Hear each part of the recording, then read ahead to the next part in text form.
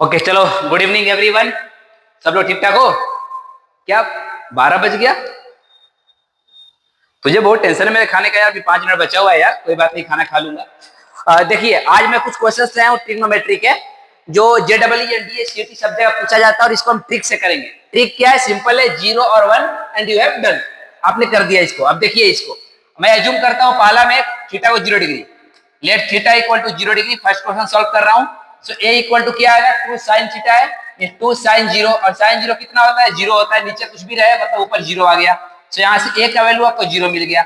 Solve क्या करना था? ये वाला टर्म। तो 1 प्लस sin 0 होता है 0, cos 0 1, ऊपर भी यहाँ पे 0 आ रहा है, इसका मतलब कि 0 हमारा आंसर आना चाहिए। अगर मैं ए 0 है तो 1 माइनस कर दूं, ये नहीं आएगा। ये भी 1 आएगा, नहीं आएगा। ये 1 ऑलरेडी है। ऑप्शन नंबर बी पहले का, ऑप्शन बी आंसर है। आप स्क्रीनशॉट ले लीजिए। सेकंड क्वेश्चन की तरफ चलेंगे हम। अब ये सेकंड क्वेश्चन की तरफ, sin x plus cosec x equal to 2। अगर मैं यहाँ से x को ले लूं दोस्त 90 डिग्री, तो क्या ये सेटिस्फाई कर जाएगा? sin 90 क्या होता है? 1, और cosec 90 भी आपका होता है 1। 1 plus 1 equal to 2, LHS RHS के बराबर हो गया। 1 रेज़ टू पावर कुछ भी रहे और 1 रेज़ टू पावर कुछ भी रहे, कोई फर्क नहीं पड़ता। 1 प्लस 1 2, इसका आंसर 2 आ गया। ये थर्ड क्वेश्चन देखिए। थर्ड क्वेश्चन थोड़ा सा प्यारा क्वेश्चन है। यहाँ पर दिया हुआ है थर्ड क्वेश्चन में कि tan 3a upon tan a equal to k। तो मैं a को अगर जूम करूं तो 60 डिग्री, तो यहाँ पे k का वैल्यू क्या आ जाएगा? tan 180 upon tan 60। अभी tan 180 का वैल्यू पता है आपको 0 होता है। 0 अपन कुछ भी, कुछ फर्क नहीं पड़ता। तो k का वैल्यू यहाँ से क्या आ गया? 0 आ गया। निकालना क्या था? sin 3a। a लिया था हमने 60 डिग्री, तो sin 3 इंटू 60 अपॉन sin 60। अब आपको sin 180 का वैल्यू पता है क्या होता है? ये भी आपका होता है 0। तो यहां से आंसर आ गया 0। इसका मतलब ये हुआ कि हमारा आंसर 0 आना चाहिए। अब डिनोमिनेटर में सब जगह पर k माइनस 1 है, ये ध्यान से देखिए। तो पहले केस में अगर यहाँ पे k को मैं 1 ले लूं, k 1 नहीं होना चाहिए, ध्यान रखिए। अगर 1 हो जाएगा तो नॉट डिफाइन हो जाएगा।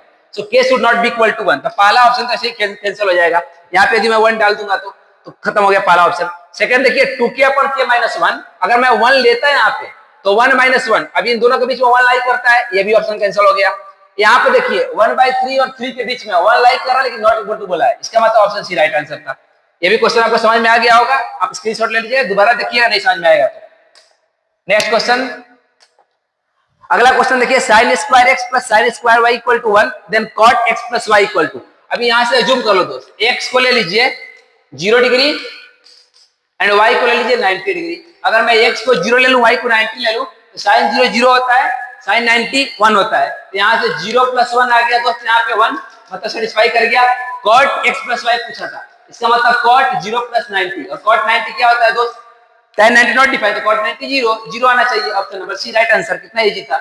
sec a minus cos a का होल पावर 2 है। अब यहाँ पर देखो इजी कौन सा है? 45 लेना आसान रहेगा यहाँ पे, तो हम 45 ले लेते हैं दोस्त। तो इसको अगर मैं 45 डिग्री ले लूं, यहाँ पे a equal to, so a 45 लूंगा तो क्या आएगा? a इक्वल टू मैं लिया 45 डिग्री, तो sec 45 होता है √2 माइनस cos 45 होता है 1/√2 के होल स्क्वायर, प्लस में है ये भी आपका √2 माइनस 1 अपॉन √2 का होल स्क्वायर, और ये माइनस में तो 0 हो गया, कोई फर्क नहीं पड़ता इससे।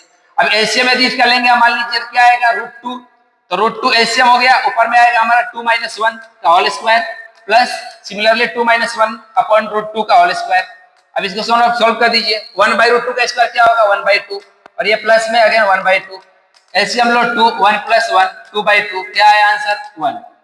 कितना आसान है, इजी है ना? ऑप्शन ए इसका राइट आंसर है। अगला क्वेश्चन देखिए। ये क्वेश्चन आप लोग का होमवर्क रहेगा, कर करके कमेंट में आप इसका आंसर लिख दीजिएगा। कल डिस्कस कर दूंगा, नहीं आएगा तो। Thank you, good night.